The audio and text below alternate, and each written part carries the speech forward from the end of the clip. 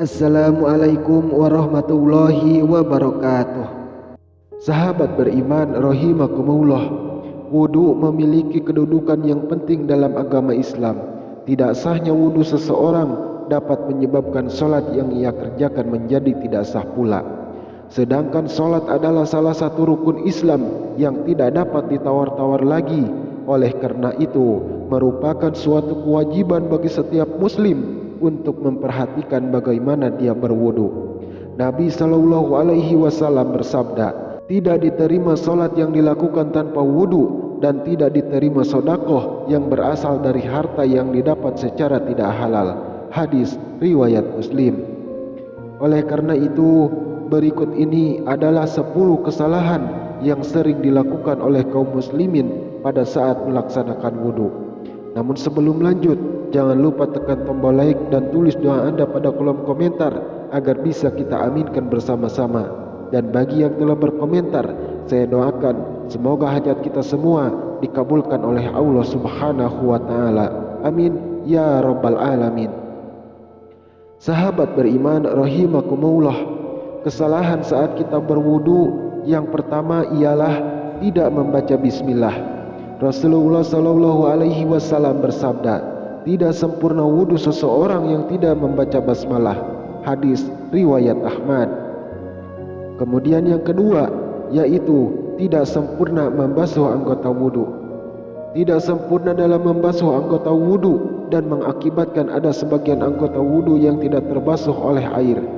Imam Al-Bukhari rahimahullah meriwayatkan dalam kitab sahihnya dari Muhammad bin Ziyad, dia berkata, aku mendengar Abu Hurairah radhiyallahu anhu, saat itu beliau melewati kami dan orang-orang sedang berwudu. Sempurnakanlah wudu kalian, sesungguhnya Rasulullah SAW bersabda, celakalah tumit-tumit yang tidak terbasuh air ketika berwudu dari api neraka.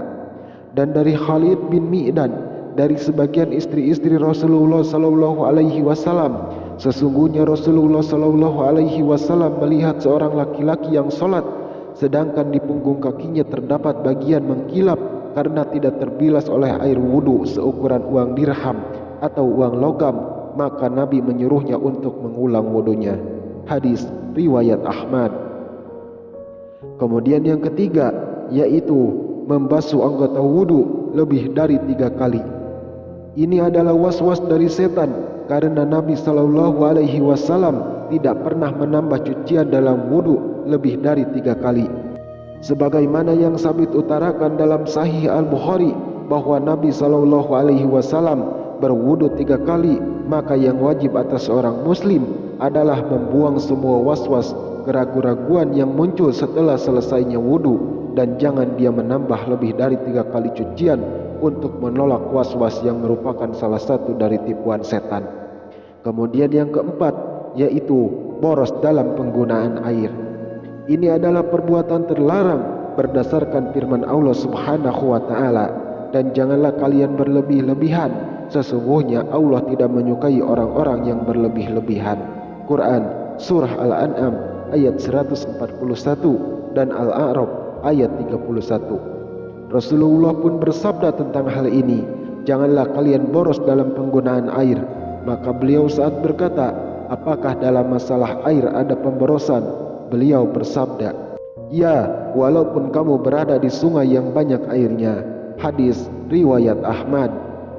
Kemudian yang kelima, yaitu menyebut nama Allah di dalam kamar mandi atau masuk ke dalamnya dengan membawa sesuatu yang di dalamnya terdapat zikir kepada Allah. Ini adalah hal yang makruh, maka sepantasnya bagi seorang muslim untuk menjauhinya. Dari Ibnu Umar radhiyallahu anhu, beliau berkata, ada seorang laki-laki yang berlalu sementara Rasulullah SAW sedang kencing, maka orang itu pun mengucapkan salam, tapi Nabi tidak membalas salamnya. Hadis riwayat Muslim. Hal ini karena menjawab salam adalah termasuk zikir kepada Allah Subhanahu wa taala. Kemudian yang keenam, yaitu beristinja atau mencuci dubur setelah buang angin. Tidak ada istinja ketika buang angin atau kentut. Istinja hanya pada buang air kecil dan buang air besar.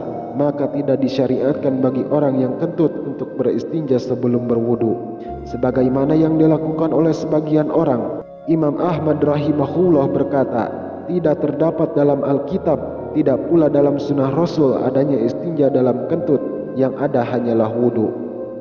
Kemudian yang ketujuh, yaitu tertidur kemudian tidak mengulang wudu. Sebagian orang tertidur di masjid, kemudian apabila iqamah dikumandangkan lalu dibangunkan oleh orang di sebelahnya, kemudian langsung bangkit sholat tanpa berwudu lagi. Orang yang seperti ini wajib baginya untuk berwudu karena dia lelap dalam tidurnya.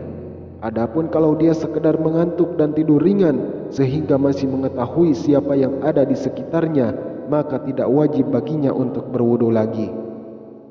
Kemudian yang kedelapan, yaitu meninggalkan istinsyak dan istinsar. Istinsyak adalah menghirup air lewat hidung sampai ke pangkal hidung, dan istinsar adalah mengeluarkannya air yang dihirup tadi dari hidung. Sebagian kaum muslimin ketika berwudu hanyalah memasukkan jarinya yang basah ke dalam hidung. Dalil tentang istinsak dan istinsar adalah hadis yang terdapat dalam Sahih Al-Bukhari dari Umran, beliau mensafaati wudu Utsman radhiyallahu anhu. Kemudian ia memasukkan tangan kanannya di bejana, lalu ia berkumur, menghirup air ke hidung dan mengeluarkannya. Dan Nabi SAW bersabda, barang siapa berwudu, hendaklah ia menghirup air ke hidung dan menghembuskannya kembali. Dan barang siapa yang melakukan istijmar atau bersuci dari buang air besar dengan batu, hendaklah melakukannya dengan ganjil atau tidak genap. Kemudian yang kesembilan, yaitu menganggap mengusap leher dianjurkan. Padahal sebenarnya tidak demikian, ia tidak dianjurkan dan tidak termasuk ibadah wudu. Kemudian yang terakhir, yaitu membaca doa pada saat membasuh anggota wudu. Imam An-Nawawi berkata, doa-doa ini, yakni doa-doa pada saat membasuh anggota wudu, tidak memiliki dasar. Dikatakan dalam Fatwa Lajnah Daimah nomor 2588.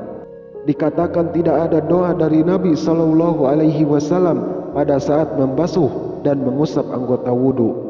Dan doa yang disebutkan dalam hal ini adalah karangan orang tidak berdasar. Yang diketahui secara syar'i adalah membaca basmalah di awal wudu, mengucap 2 kalimat syahadat di akhir wudu, kemudian ditambah dengan membaca, ya Allah, jadikanlah aku termasuk orang-orang yang bertaubat, dan jadikanlah aku termasuk orang-orang yang bersuci. Sahabat beriman rahimakumullah, semoga Allah memperkenankan segala upaya kita dalam menyempurnakan ibadah dan menerima segala amalan yang kita lakukan semata-mata hanya untuk mengharap keridhaannya. Amin ya rabbal alamin. Wallahu a'lamu bissawab. Wassalamualaikum warahmatullahi wabarakatuh.